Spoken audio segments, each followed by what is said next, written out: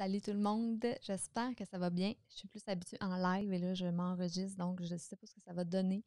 Mais je vais essayer de ne pas couper parce que sinon, ça devient comme trop statique. Bref, je fais cette vidéo-là pour 2 raisons. La première, c'est que je vais faire un concours qui commence le 1er février. Je vais vous en reparler dimanche soir. Je voulais vraiment faire quelque chose en lien avec la Saint-Valentin. Souvent, on fait des concours plus côté couple, amour et tout ça. Mais je me disais qu'en temps de pandémie, présentement, il y a des gens qui sont seuls, il y a des gens qui ne sont pas nécessairement en couple. Et j'avais vraiment envie de souligner et d'utiliser cette fête-là comme un prétexte pour aller offrir une vague d'amour à plusieurs personnes. Donc, ça va s'appeler un concours déclaration d'amitié. Je vais vous donner plus de détails dimanche, mais pourquoi je fais cette vidéo-là maintenant? C'est que je voulais en profiter pour faire ma première déclaration d'amitié. Et celle-ci va être pour mon amie Mélissa Normandin-Roberge. Et je veux prendre le temps de lui dire vraiment à quel point je l'apprécie comme personne. J'apprécie aussi de l'avoir dans ma vie. Et je vous explique un petit peu pourquoi. Pour celles qui ne la connaissent pas, donc Mélissa Normandin-Roberge, qui est une coach en affaires très sérieuse.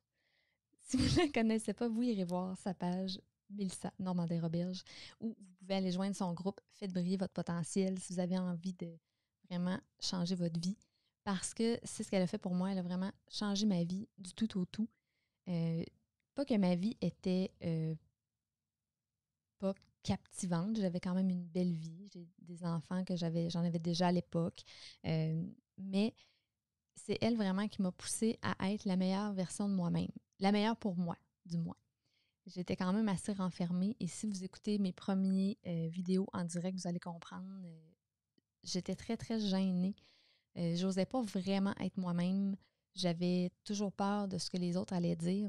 Et à un moment donné, je suis arrivée sur ce groupe-là. C'est mon ami Joël qui m'a ajouté dans le groupe Faites briller votre potentiel, qui dans le temps s'appelait Entrepreneur à paillettes.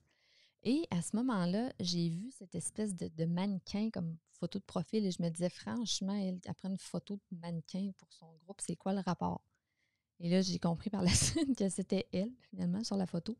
Et je sais qu'elle est souvent victime de beaucoup de jugements comme ça parce que, justement, elle est très belle, elle est grande, elle a de l'assurance, mais c'est une personne vraiment très, très sensible et qui est beaucoup à l'écoute des autres et qui aide tellement de femmes, dont moi. Alors, je suis arrivée dans ce groupe-là sans trop savoir où je m'en allais avec ma mini-entreprise qui débutait. J'étais un peu chez nous. Je faisais mon possible en essayant d'apprendre comment ça fonctionne. Et j'ai fait sa formation. Donc, ça m'a vraiment beaucoup aidé en lien avec mon entreprise. Mais outre ça, ça m'a aidé en tant qu'humain.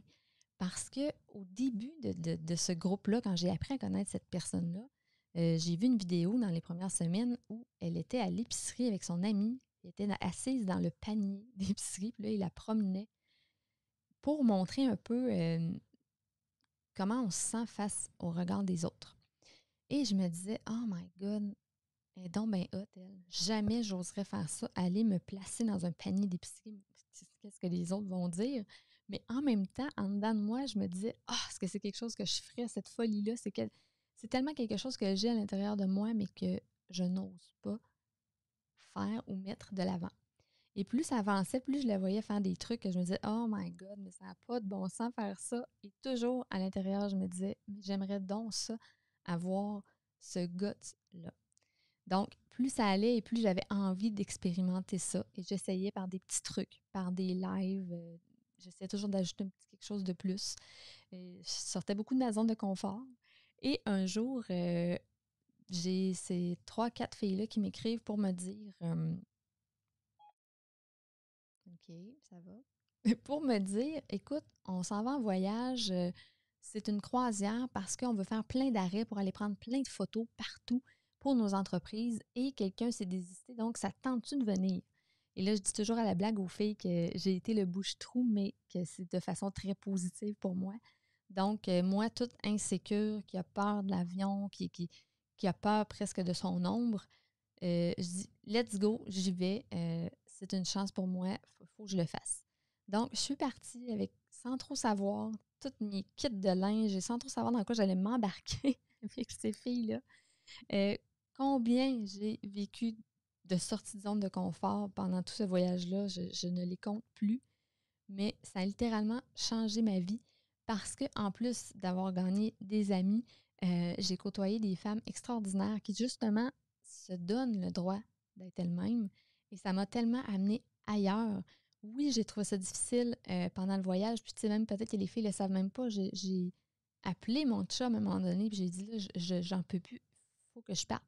Je veux revenir chez nous parce que je trouvais ça difficile, parce que j'avais des sorties de zone de confort, parce qu'il se passait tellement de choses, mais en même temps, c'est tellement positif.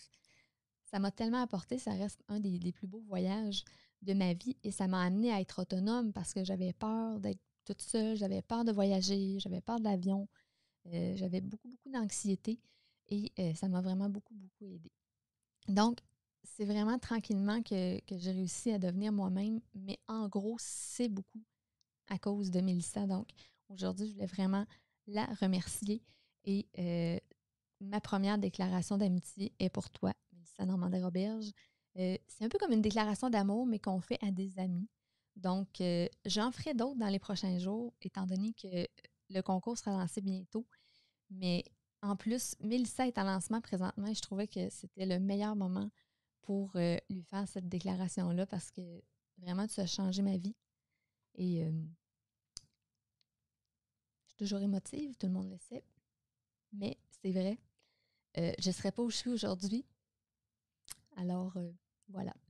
Je te remercie beaucoup, Mélissa. Et s'il y en a qui écoutent ça et qui se demandent comment changer leur vie de façon positive, ben, je vous invite vraiment à suivre cette personne-là qui est extraordinaire. Alors, merci beaucoup. Je vous laisse sur des petites photos. Question d'alimenter ceci. Non, j'exagère. Donc, ma folie qui est maintenant davantage exprimée, comme vous pouvez voir. Ça, c'est un rêve que Mélissa m'a permis de réaliser. Donc, ça vaut la peine de souligner parce qu'elle m'a permis de chanter sur une scène à Paris. Elle n'était pas obligée de faire ça. C'était son rêve à elle et elle m'a laissé prendre une partie parce qu'elle savait que c'était aussi un de mes rêves. Donc, ça démontre la grandeur de la personne. Et, attendez un petit peu, je pense que j'ai une autre photo. Il me semble que j'en avais une dernière. Ça ne sera pas très long. Coucou! Je pense que je... Ah! Ça, c'est une photo de notre voyage en Italie. Et bien sûr, d'un rêve réalisé, d'aller à Paris. Alors voilà, merci beaucoup. Et pour nous, mes chers sacoches, on se revoit dimanche soir pour l'explication du lancement de ce concours-là, Déclaration d'amitié. Et pour toi, Mélissa, ben, merci encore et longue vie à Payette.